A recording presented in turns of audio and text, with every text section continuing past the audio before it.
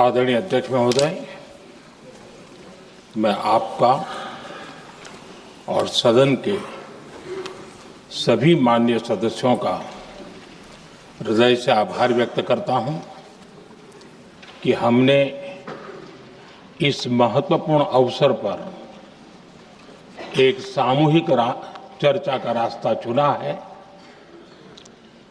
जिस मंत्र ने, जिस जयघोष ने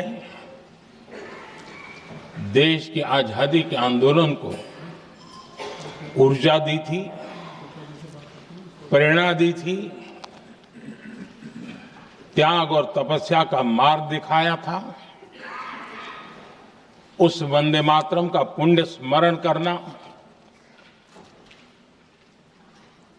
इस सदन में हम सबका ये बहुत बड़ा सौभाग्य है। और हमारे लिए गर्व की बात है कि वंदे मातरम के 150 वर्ष निमित्त इस ऐतिहासिक अवसर के हम साक्षी बन रहे हैं।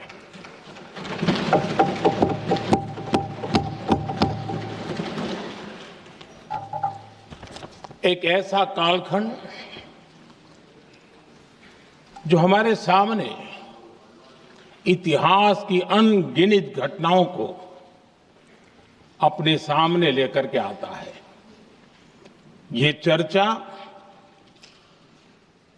सदन की प्रतिबद्धता को तो प्रकट करेगी, लेकिन आने वाली पीढ़ियों के लिए भी, दर पीढ़ी के लिए भी ये शिक्षा का कारण बन सकती है अगर हम सब मिलकर के इसका सदुपयोग करें तो। आदरणीय अध्यक्ष जी, एक ऐसा कालखंड है जब इतिहास के कई प्रेरक अध्याय फिर से हमारे सामने उजागर हुए हैं। अभी अभी हमने हमारे संविधान के 75 वर्ष गौरवपूर्व मनाए हैं। आज देश सरदार वल्लभ भाई पटेल की और भगवान बिरसा मुंडा की 150वीं जयंती भी मना रहा है। और अभी अभी हमने गुरु तेग बहादुर के 350वां बलिदान दिवस भी मनाया। और आज हम वंदे मातरम की 150 वर्ष निमित्त सदन की एक सामूहिक ऊर्जा को, उसकी अनुभूति करने का प्रयास कर रहे हैं। वंदे मातरम 150 वर्ष की यात्रा अनेक पड़ावों से गुजरी है, लेकिन आदरणीय अध्यक्ष जी, वंदे मातरम का जब 50 वर्ष हुए तब देश गुलामी में जीने के लिए मजबूर था। और वंदे मातरम के 100 साल हुए तब देश आपातकाल की जंजीरों में जकड़ा हुआ था।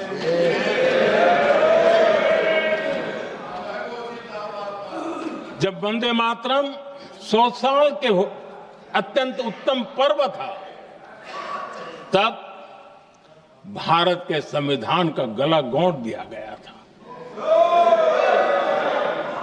जब वंदे मातरम 100 साल का हुआ, तब देशभक्ति के लिए जीने मरने वाले लोगों को जेल के सलाखों के पीछे बंद कर दिया गया था। जिस वंदे मातरम के गीत ने देश को आजादी की ऊर्जा दी थी, उसके जब 100 साल हुए तो दुर्भाग्य से एक काला कालखंड हमारे इतिहास में उजागर हो गया। हम लोकतंत्र के गिरोह में थे।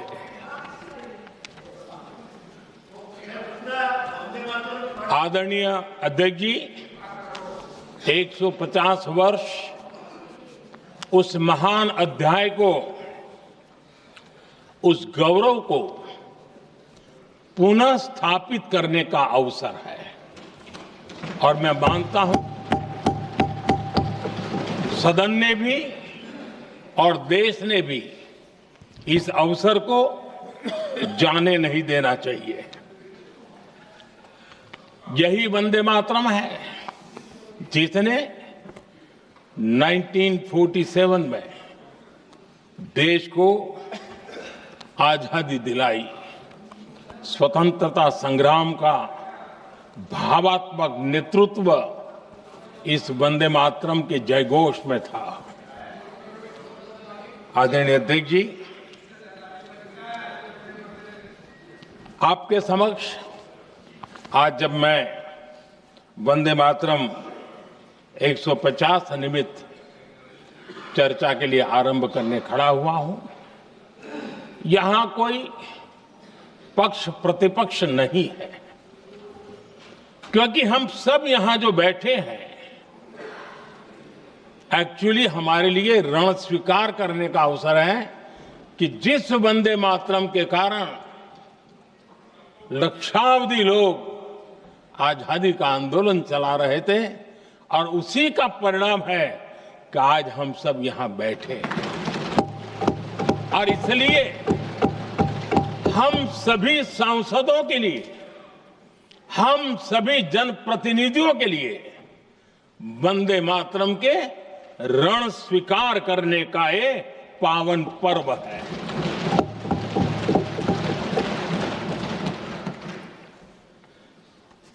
और इससे हम प्रेरणा लेकर के वंदे मातरम की जिस भावना ने देश की आजादी का जंग लड़ा,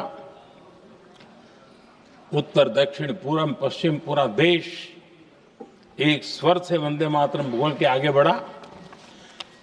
फिर से एक बार अवसर है कि आओ हम सब मिल के चले, देश को साथ लेके चले। आजादी के दीवानों ने जो सपने देखे थे उन सपनों को पूरा करने के लिए वंदे मातरम 150 हम सबकी प्रेरणा बने, हम सबकी ऊर्जा बने और देश आत्मनिर्भर बने। 2047 में विकसित भारत बना करके हम रहे, इस संकल्प को दोहराने के लिए ये वंदे मातरम हमारे लिए एक बहुत बड़ा अवसर है। आदरणीय अध्यक्ष जी, दादा तबीयत तो ठीक है ना? नहीं, कभी कभी इस उम्र में हो जाता है। आदरणीय अध्यक्ष जी, वंदे मातरम की इस यात्रा की शुरुआत बंकिम चंद्र जी ने 1875 में की थी और गीत ऐसे समय लिखा गया था जब 1857 के स्वातंत्र संग्राम के बाद अंग्रेज सल्तनत बौखलाई हुई थी, भारत पर भांति भांति के दबाव डाल रही थी, भांति भांति के जुल्म कर रही थी और भारत के लोगों को मजबूर किया जा रहा था अंग्रेजों के द्वारा। और उस समय उनका जो राष्ट्रीय गीत था, गॉड सेव द क्वीन, इसको भारत में घर घर पहुंचाने का एक षड्यंत्र चल रहा था। ऐसे समय बंकिम दा ने चुनौती दी और ईंट का जवाब पत्थर से दिया और उसमें से वंदे मातरम का जन्म हुआ।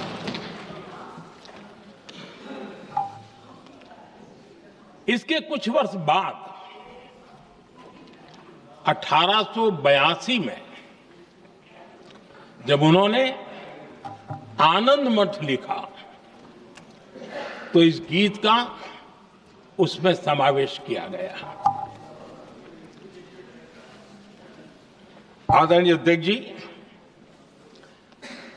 वंदे मातरम ने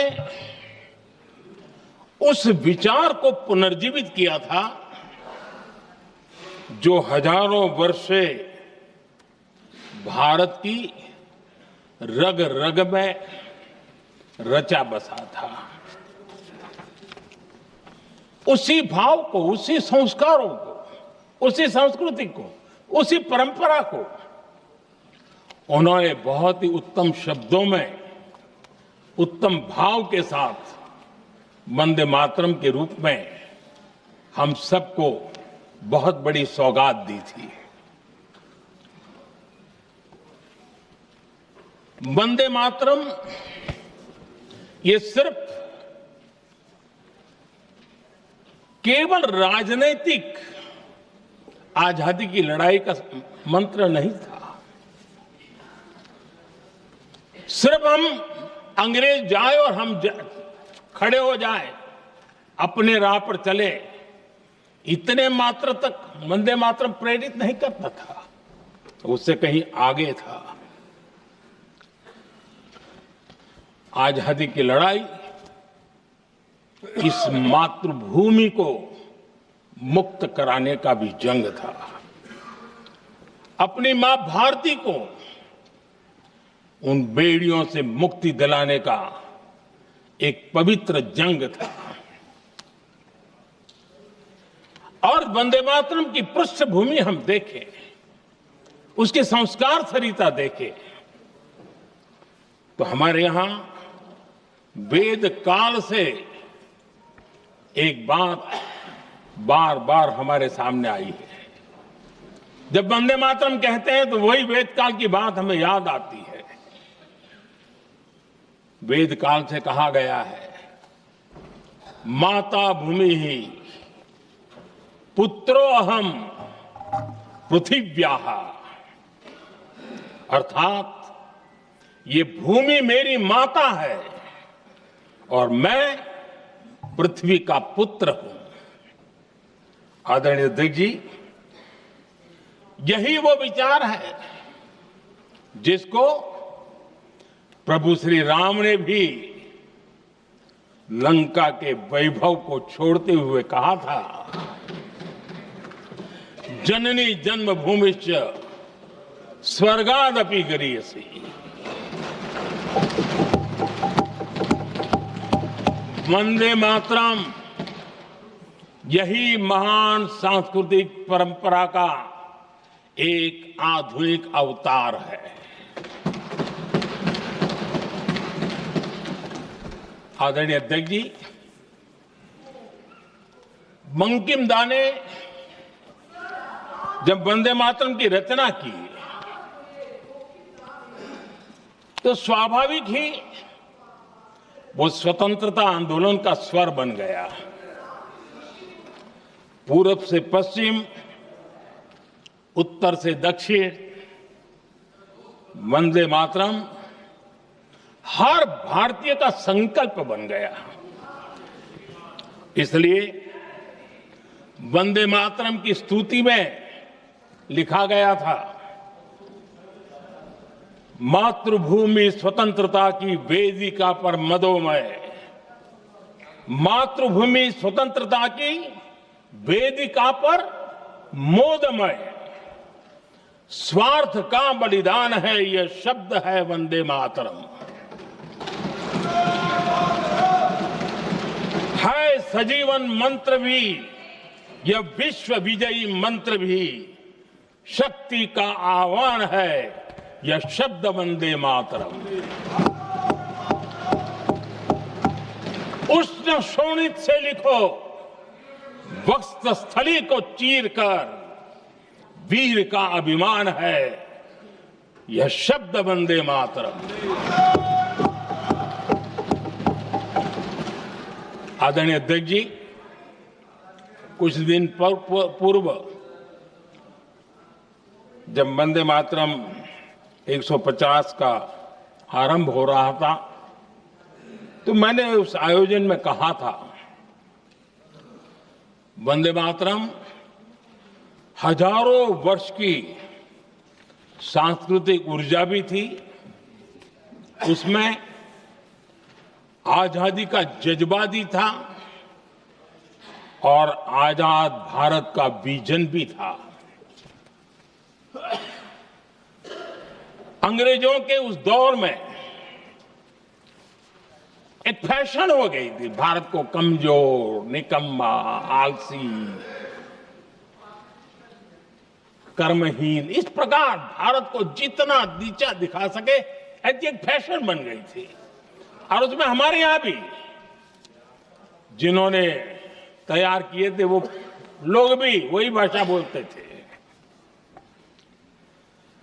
तब बंकिमदा ने उस हीन भावना को भी झकझोरने के लिए और सामर्थ्य का परिचय कराने के लिए वंदे मातरम के भारत के सामर्थ्यशाली स्वरूप को प्रकट करते हुए आपने लिखा था,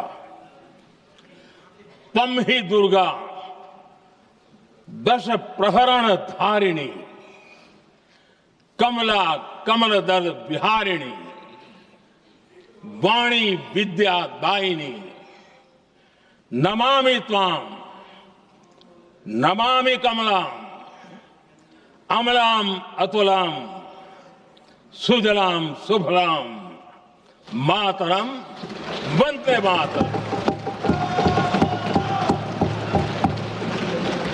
अर्थात भारत माता ज्ञान और समृद्धि की देवी भी है और दुश्मनों के सामने अस्त्र शस्त्र धारण करने वाली चंडी भी है। अध्यक्ष जी, ये शब्द, ये भाव, ये प्रेरणा गुलामी की हताशा में हम भारतीयों को हौसला देने वाले थे। इन वाक्यों ने तब करोड़ों देशवासियों को यह एहसास कराया कि लड़ाई किसी जमीन के टुकड़े के लिए नहीं है।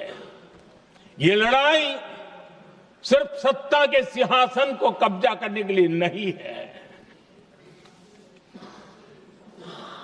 ये गुलामी की बेड़ियों को मुक्त कर हजारों साल की महान जो परंपराएं थी, महान संस्कृति, जो गौरवपूर्ण इतिहास था, उसको फिर से पुनर्जन्म कराने का संकल्प इसमें था।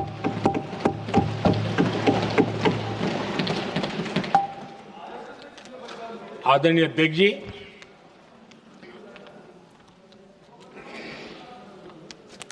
वंदे मातरम,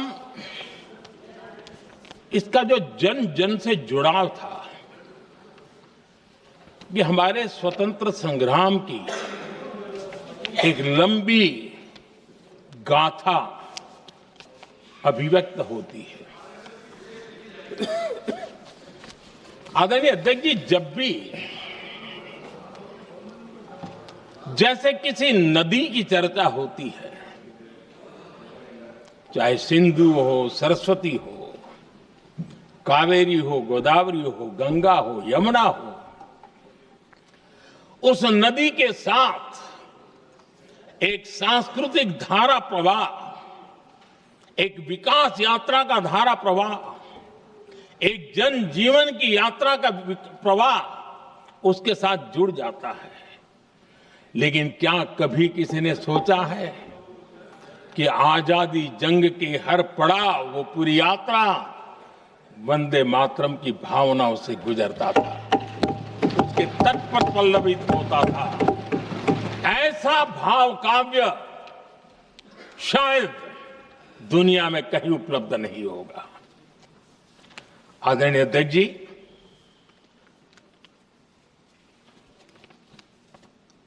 अंग्रेज समझ चुके थे कि 1857 के बाद लंबे समय तक भारत में टिकना उनके लिए मुश्किल लग रहा था।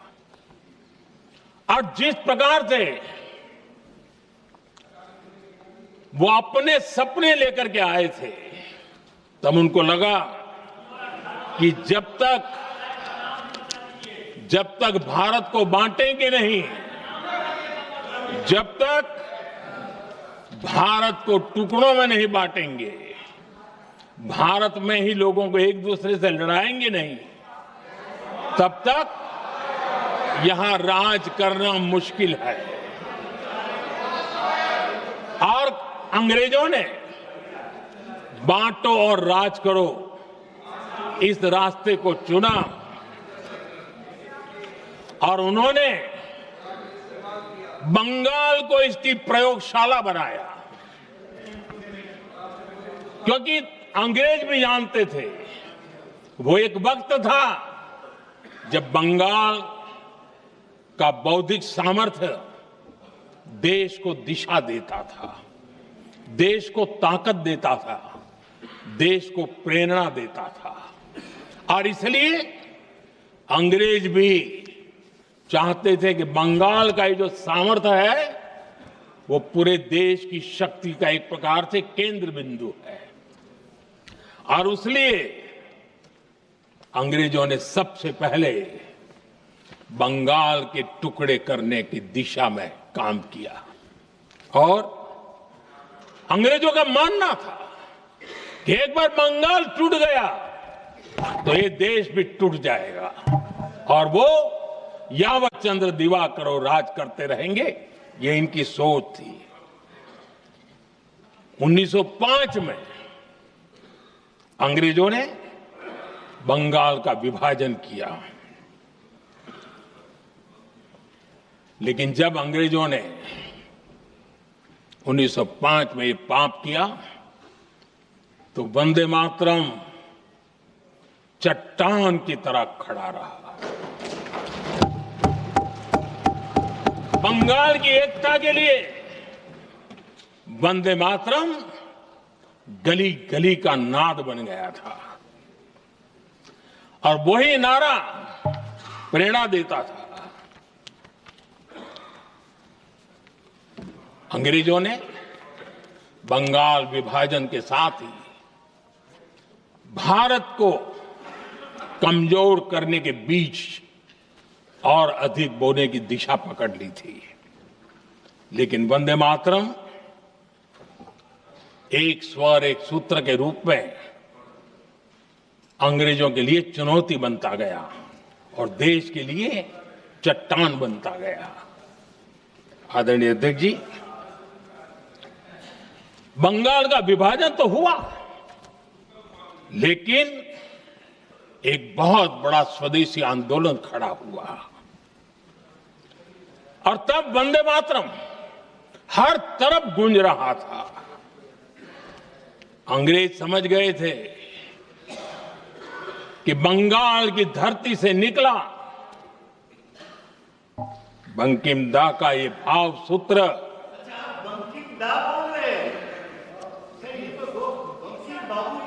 बंकिम बाबू बोले। अच्छा, thank you thank you thank you thank you thank you, आपकी भावनाओं के लिए मैं आदर करता हूं। बंकिम बाबू ने थैंक यू दादा, थैंक यू। हाँ, आपको तो दादा कह सकता हूं ना, वरना उसमें भी आपको इतराज हो जाएगा। बंकिम बाबू ने ये जो भाव विश्व तैयार किया था, उनके भाव गीत के द्वारा उन्होंने अंग्रेजों को हिला दिया और अंग्रेजों ने देखिए कितनी कमजोरी होगी और इस गीत की ताकत कितनी होगी। अंग्रेजों ने उसको कानूनी रूप से प्रतिबंध लगाने के लिए मजबूर होना पड़ा था।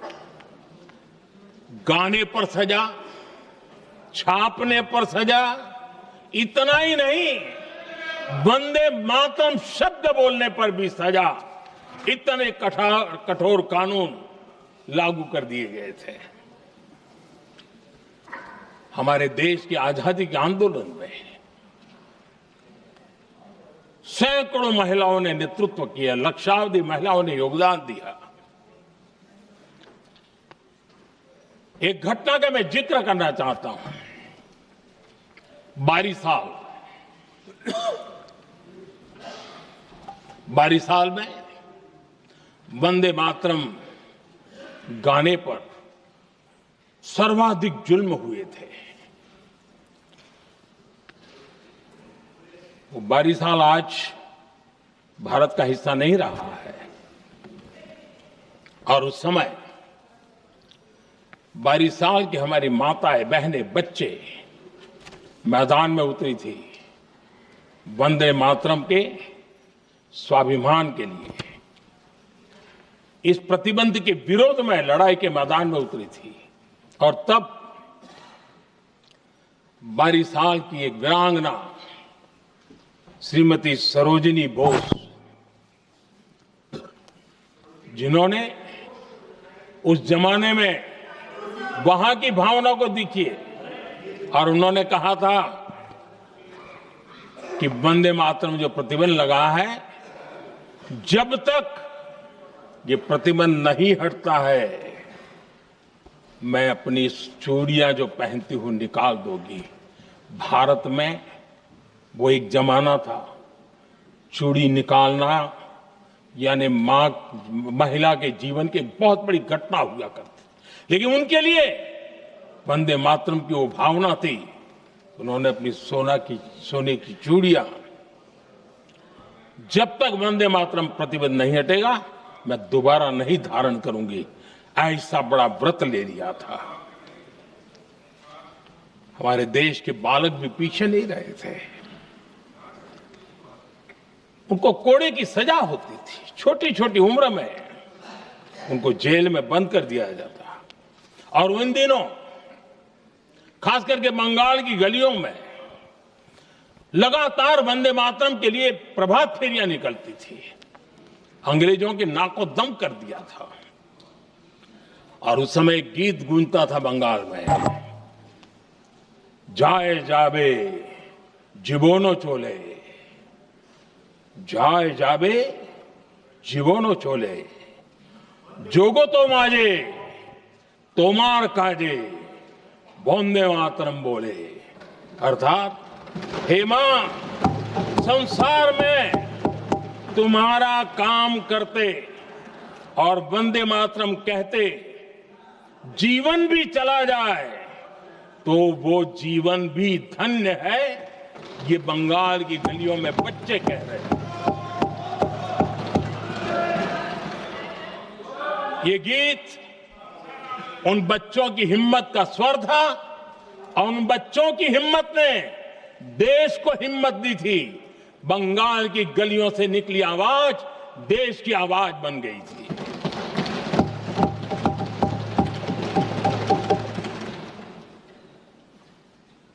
उन्नीस 1905 में फरीदपुर के गांव में बहुत छोटी छोटी उम्र के बच्चे जब वंदे मातरम के नारे लगा रहे थे, अंग्रेजों ने बेरहमी से उन पर कोड़े मारे थे। यानी एक प्रकार से जीवन और मृत्यु के बीच लड़ाई लड़ने के लिए मजबूर कर दिया था। इतना अत्याचार हुआ था।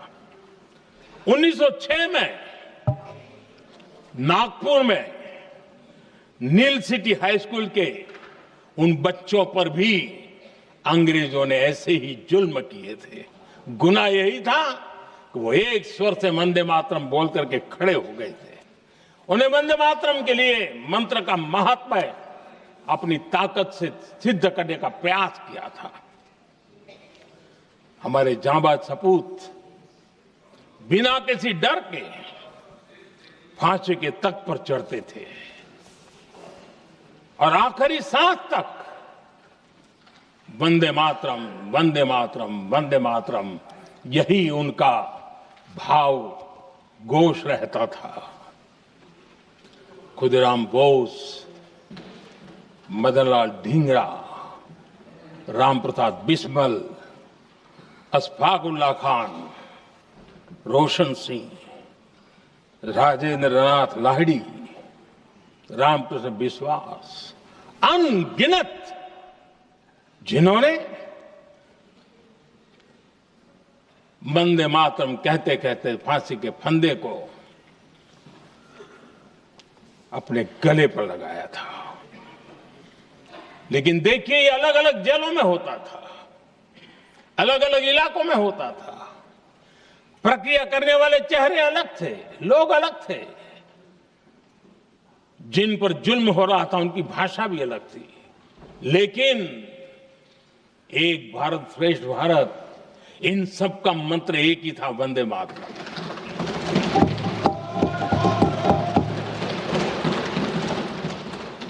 चटगांव की स्वराज क्रांति, जिन युवाओं ने अंग्रेजों को चुनौती दी, वे भी इतिहास के चमकते हुए नाम है। हरगोपाल बाग, पुलिन विकास घोष, त्रिपुर सेन, इन सब ने देश के लिए अपना बलिदान दिया। मास्टर सूर्यसेन को 1934 में जब फांसी दी गई, तब उन्होंने अपने साथियों को एक पत्र लिखा और पत्र में एक ही शब्द की गूंज थी और वो शब्द था वंदे मातरम।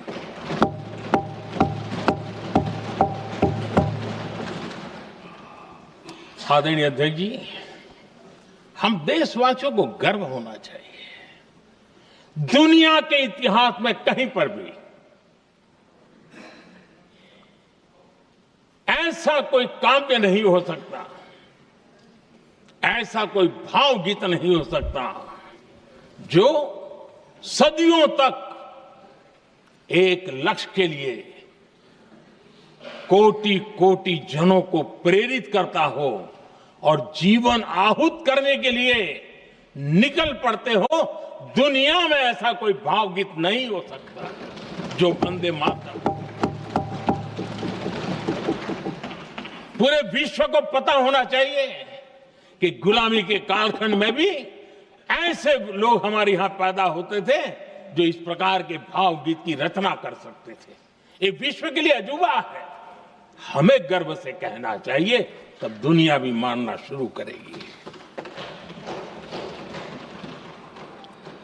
ये हमारी स्वतंत्रता का मंत्र था, ये बलिदान का मंत्र था, ये ऊर्जा का मंत्र था, ये सात्विकता का मंत्र था, ये समर्पण का मंत्र था, ये त्याग और तपस्या का मंत्र था, संकटों को सहने का सामर्थ्य देने का ये मंत्र था, और वो मंत्र वंदे मातरम था।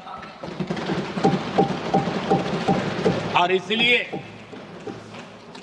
गुरुदेव रविंद्रनाथ टैगोर ने लिखा था, उन्होंने लिखा था, एकी सूत्रे बांधी आछी सोहोस्टोटी मौन, एक ही कार्य सौंपी आची सहस्त्र जीवन, वंदे मातरम।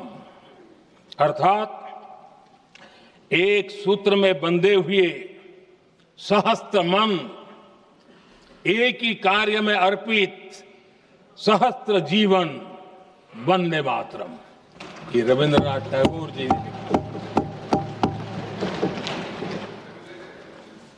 आदरणीय अध्यक्ष जी, उसी कालखंड में वंदे मातरम की रिकॉर्डिंग दुनिया के अलग अलग भागों में पहुंची और लंदन में जो क्रांतिकारियों की एक प्रकार से तीर्थ भूमि बन गया था, वो लंदन का इंडिया हाउस, वीर सावरकर जी ने वहां वंदे मातरम गीत, और वहां ये गीत बार बार गूंजता था। देश के लिए जीने मरने वालों के लिए वो एक बहुत बड़ा प्रेरणा का अवसर रहता था। उसी समय बिपिन चंद्र पाल और महर्षि अरविंद घोष, उन्होंने अखबार निकाले, उस अखबार का नाम भी उन्होंने वंदे मातरम रखा। यानी डगर डगर पर अंग्रेजों की नींद हराम करने के लिए वंदे मातरम काफी हो जाता था, और इसलिए उन्होंने इस नाम रखा। अंग्रेजों ने अखबारों पर रोक लगा दी, तो मैडम भिकाजी कामा ने पेरिस में एक अखबार निकाला और उसका नाम उन्होंने वंदे मातरम रखा। आदरणीय अध्यक्ष जी, वंदे मातरम ने भारत को स्वावलंबन का रास्ता भी दिखाया।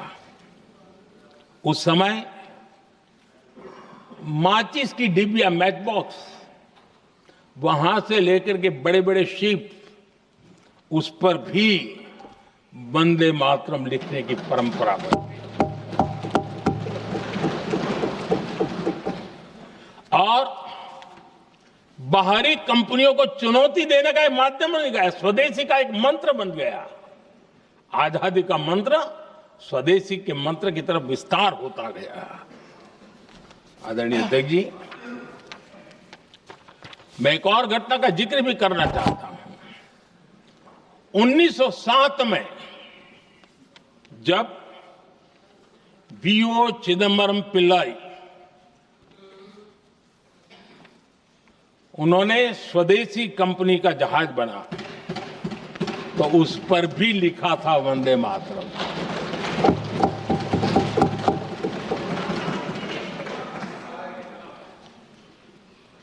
राष्ट्रकवि सुब्रमण्य भारती ने वंदे मातरम को तमिल में अनुवाद किया, स्तुति गीत लिखे। उनके कई तमिल देशभक्ति गीतों में वंदे मातरम की श्रद्धा साफ साफ नजर आती है। शायद सभी लोगों को, हो सकता है तमिलनाडु के लोगों को पता हो, लेकिन सभी लोगों को ये बात का पता न हो कि भारत का ध्वज गीत भी सुब्रमण्यम भारती ने ही लिखा था। उस ध्वज गीत का वर्णन, जिस पर वंदे मातरम लिखा हुआ था, तमिल में इस ध्वज गीत का शीर्षक था ताइन माणी कोड़ी पारीर, तालंदु पणिंदु पुलहिंद्रु वारीर। अर्थात देश प्रेमियों, दर्शन कर लो, सविनय अभिनंदन कर लो, मेरी मां की दिव्य ध्वजा का वंदन कर लो।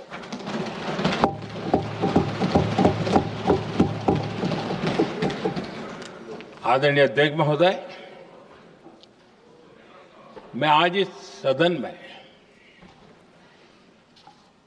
वंदे मातरम पर महात्मा गांधी की भावनाएं क्या थी वो भी रखना चाहता हूं। दक्षिण अफ्रीका से प्रकाशित एक साप्ताहिक पत्रिका निकलती थी, इंडियन ओपिनियन, और इस इंडियन ओपिनियन में महात्मा गांधी ने 2 दिसंबर 1905 जो लिखा था उसको मैं कोट कर रहा हूं। उन्होंने लिखा था, महात्मा गांधी ने लिखा था, गीत वंदे मातरम जिसे बंकिम चंद्र ने रचा है, पूरे बंगाल में अत्यंत लोकप्रिय हो गया है। स्वदेशी आंदोलन के दौरान बंगाल में विशाल सभाएं हुई, जहां लाखों लोग इकट्ठा हुए और बंकिम का यह गीत गाया। गांधी जी आगे लिखते हैं, ये बहुत महत्वपूर्ण है। वो लिखते हैं, ये 1905 की बात है। उन्होंने लिखा, यह गीत इतना लोकप्रिय हो गया है जैसे ये हमारा नेशनल एंथम बन गया है।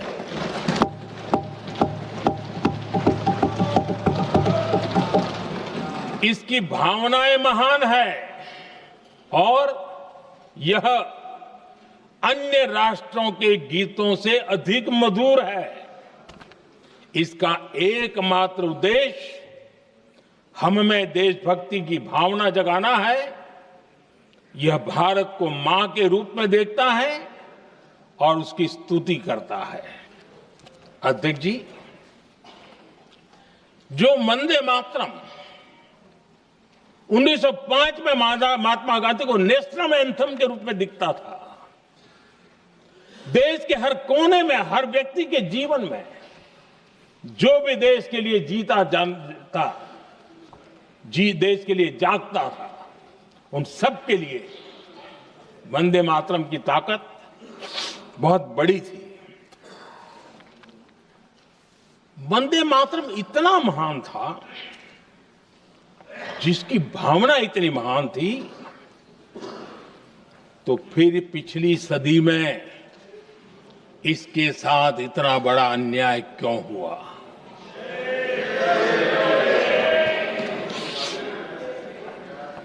वंदे मातरम के साथ विश्वासघात क्यों हुआ?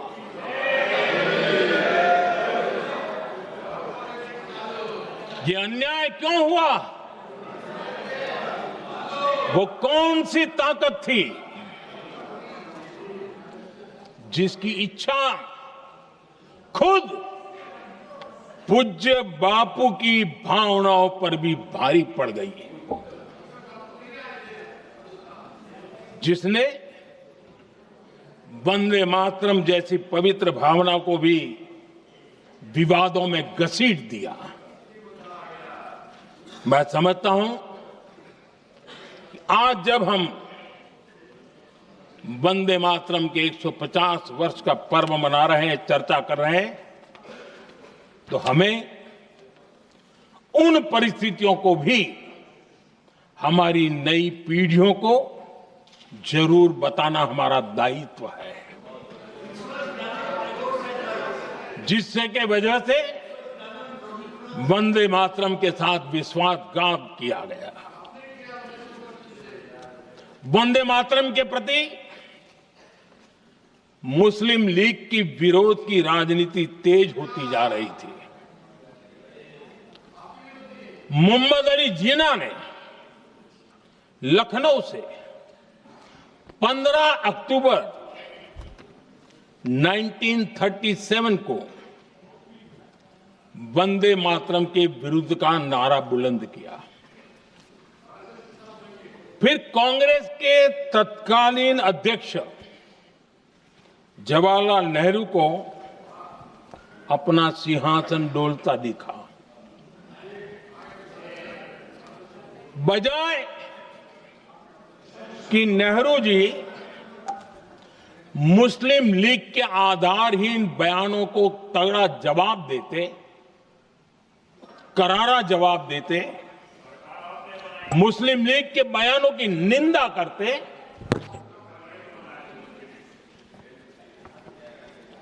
और वंदे मातरम के प्रति खुद की भी और कांग्रेस पार्टी की भी निष्ठा को प्रकट करते हैं।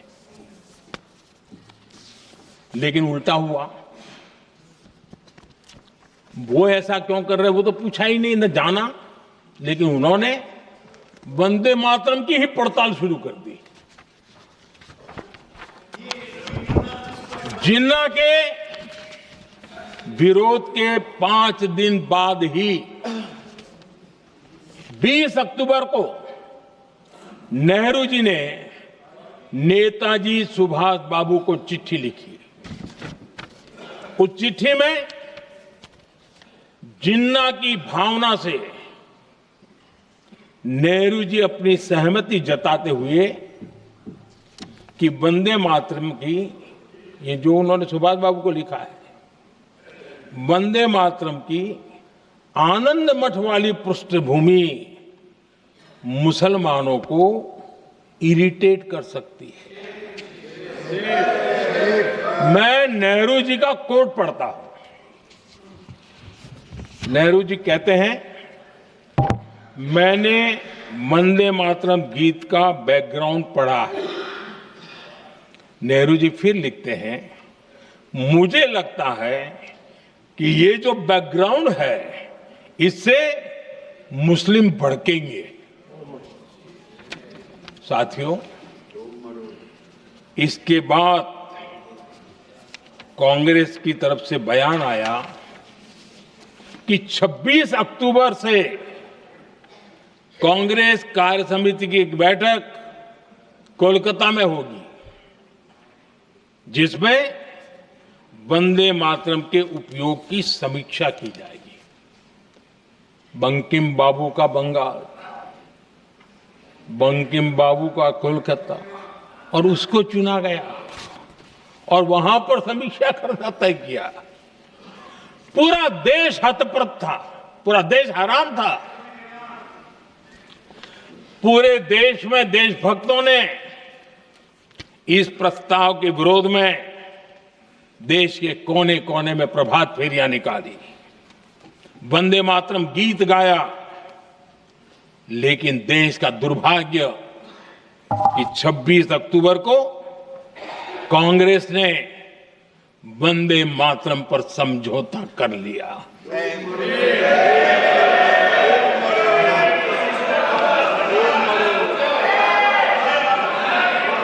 वंदे मातरम के टुकड़े करने के फैसले में वंदे मातरम के टुकड़े कर दिए। उस फैसले के पीछे नकाब ये पहना गया, चोला ये पहना गया। ये तो सामाजिक सद्भाव का काम है। लेकिन इतिहास इस बात का गवाह है कि कांग्रेस ने मुस्लिम लीग के सामने घुटने टेक दिए और मुस्लिम लीग के दबाव में किया। और कांग्रेस का ये तुष्टीकरण की राजनीति को साधने का एक तरीका था। आदरणीय अध्यक्ष जी, तुष्टीकरण की राजनीति के दबाव में कांग्रेस वंदे मातरम के बंटवारे के लिए झुकी। इसलिए कांग्रेस को एक दिन भारत के बंटवारे के लिए झुकना पड़ा।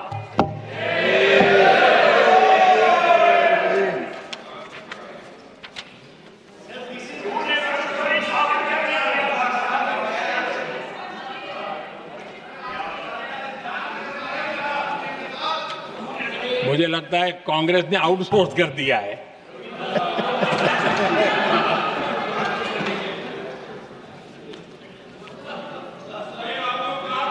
दुर्भाग्य से कांग्रेस की नीतियां वैसी की वैसी थी है। और इतना ही नहीं, आईएनसी चलते चलते एमएमसी हो गया है।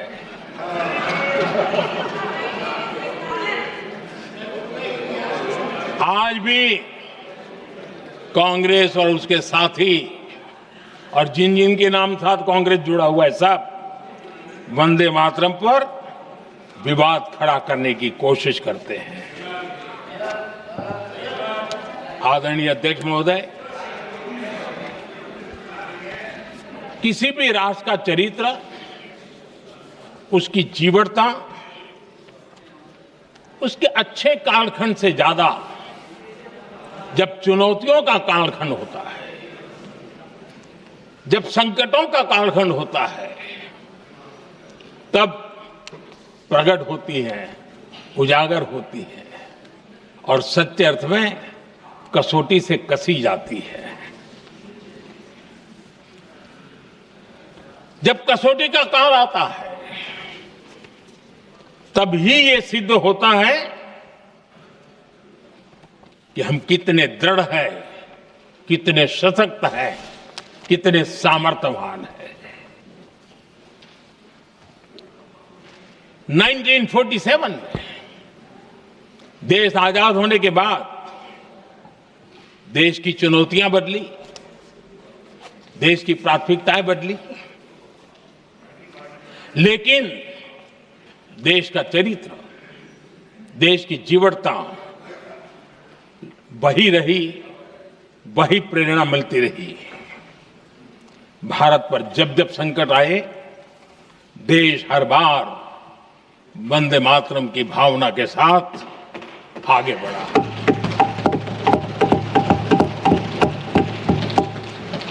बीच का कालखंड कैसा गया जाने दो, लेकिन आज भी 15 अगस्त 26 जनवरी की जब बात आती है, हर घर तिरंगा की बात आती है, चारों तरफ वो भाव दिखता है, तिरंगे झंडे फहराते।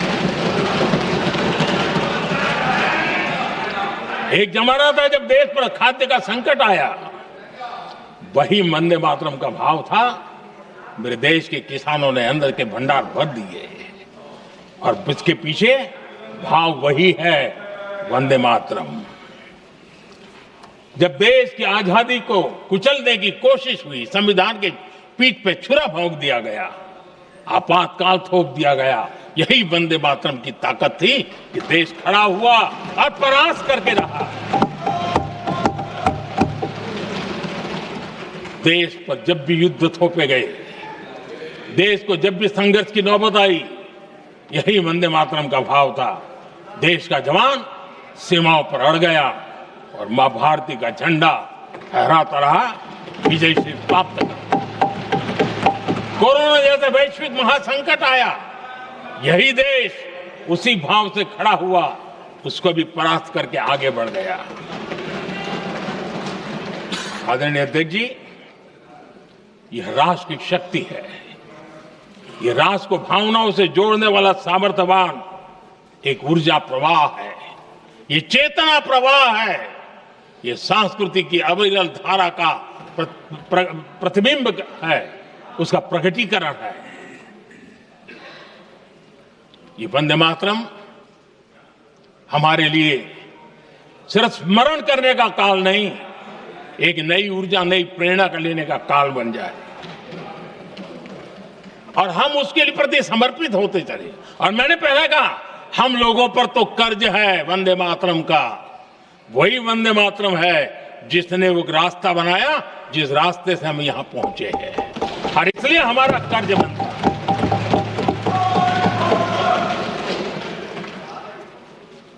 भारत हर चुनौतियों को पार करने में सामर्थ्य है, वंदे मातरम के भाव की वो ताकत है। वंदे मातरम ये सिर्फ गीत या भावगीत नहीं, ये हमारे लिए प्रेरणा है, राष्ट्र के प्रति कर्तव्यों के लिए हमें झकझोरने वाला काम है, और इसलिए हमें निरंतर इसको करते रहना होगा। हम आत्मनिर्भर भारत का सपना लेकर के चल रहे हैं, इसको पूरा कर रहे हैं। वंदे मातरम हमारी प्रेरणा है। हम स्वदेशी आंदोलन को ताकत देना चाहते हैं। समय बदला होगा, रूप बदले होंगे, लेकिन पूज्य गांधी ने जो भाव व्यक्त किया था, उस भाव की ताकत आज भी मौजूद है, और वंदे मातरम हमें जोड़ता है। देश के महापुरुषों का सपना था स्वतंत्र भारत का, देश की आज की पीढ़ी का सपना है समृद्ध भारत का। आजाद भारत का सपने को सिंचा था वंदे भारत की भावना है, वंदे मातरम की भावना ने। समृद्ध भारत के सपने को सिंचेगा वंदे मातरम की भावना। उसी भावना को लेकर के हमें आगे चलना है, और हमें आत्मनिर्भर भारत बनाना। 2047 में देश विकसित भारत बन के रहे।